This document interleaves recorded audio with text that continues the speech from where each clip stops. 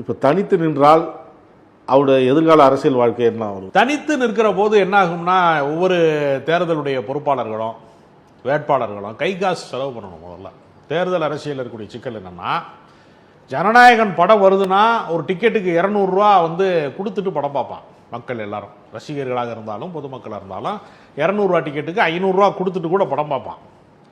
தேர்தல் அரசியலுக்கு நீங்க தெரு தெருவா கும்பிட போனீங்கன்னா ஒரு ஓட்டுக்கு 500 ரூபாய் அது கொடுங்கன்னு தான் கேட்பான். நீங்க உங்களுக்கு வருமானம் வர்ற இடமா திரையரங்கம் இருக்கலாம். தேர்தல் அரசியல்ங்கிறது நீங்க செலவு செய்யறதுக்கான இடமா இருக்கு. நான் பிராக்டிக்கலா பேசுறேன். இந்த கட்சி அந்த கட்சி என்கிற வேறுபாடு இல்லாம ஜனங்கள் என்ன முடிவு எடுத்துட்டான், நீ எவன் வேணாலும் ஆட்சி செய்யுங்க, உங்களுக்கு ஓட்டு போறதுக்கு நான் ரெடியா இருக்கேன், ஆனா எனக்கு நீ என்ன கொடுக்க போறேன்னு கேட்கறான். அப்ப தேர்தல் அரசியலுக்குள்ள போகிற போது ஒவ்வொரு வேட்பாளரும் கோடிக்கணக்கான ரூபாயை செலவு செய்ய வேண்டிய கட்டாயம் இருக்கிறது. அப்ப கை காசு போட்டு செலவு பண்ணி தேர்தலில் நிக்கிற விஜயினுடைய வேட்பாளர்கள் ஒரு தொகுதிக்கு 5 கோடி ரூபாய் இல்லாமல் நீ தேர்தலை சந்திக்க முடியாது என்கிற நிலைமை இப்போது வந்துவிட்டது. சில வசதியான வேட்பாளர்கள் 10 கோடி வரைக்கும் செலவு பண்ணக்கூடிய ஒரு சூழல் வந்துவிட்டது. அப்ப அந்த தேர்தல் அரசியலை இவர்களால் எதிர்கொள்ள முடியுமா? ஒரு குறிப்பிட்ட அளவு இளைஞர்களை இவர் ஒரு இளைஞர் சக்தி இருக்கலாம்.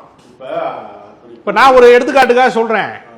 இப்ப எடப்பாடியோ பாஜக கூட்டணியோ யாரோ ஒரு பெரிய வேட்பாளர் இருக்கிறாரு அந்த கட்சியில இருந்து, நீ தேர்தலில் இருந்து நீ விளைவிக்க, உனக்கு ஒரு 10,000 ஓட்டு தானே வரப்போகுது, நீ என்ன ஜெயிக்க போற, உனக்கு நான் பணம் தரேன், 1 கோடி ரூபா தரேன், நான் நீ களத்தை விட்டு ஒதுங்கினா ஒரு 50 வேட்பாளர்களை வாபஸ் பண்ண வச்சாங்கன்னா நிலைமை என்ன? ஒவ்வொரு தொகுதியில நீ வாபஸே பெற வேணாம், தேர்தல் களத்தில் நீ நிக்கிறது மாதிரி சீனை போடு, வேலை செய்யாத, வீதிக்கு வீதி வராத, நீ களத்தில் இறங்கி வேலை செய்யாத, நீ டம்மி வேட்பாளரை நில்லு, நான் பாத்துக்கிறேன் அப்படின்னு சொல்லிட்டா ஒரு ஆளுங்கட்சியோ எதிர்கட்சியிலோ ஒரு பெரிய அரசியல் கட்சியினுடைய வேட்பாளர் இது மாதிரி வேட்பாளர்களை விலைக்கு வாங்கிட்டா அவங்க நிலைமை என்ன?